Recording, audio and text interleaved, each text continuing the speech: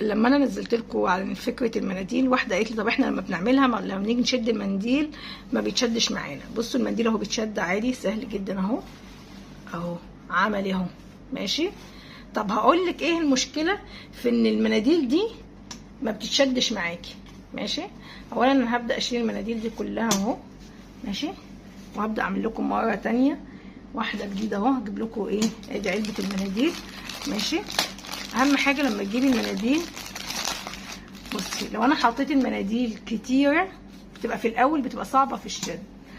بصوا بتنيها كده اهو، بصوا بمسك المناديل اهو واعمل كده والفها كده اهو وابرمها كده واخلي ده كده لفوق، وبعد كده برجع احطها في المكان بتاعها ده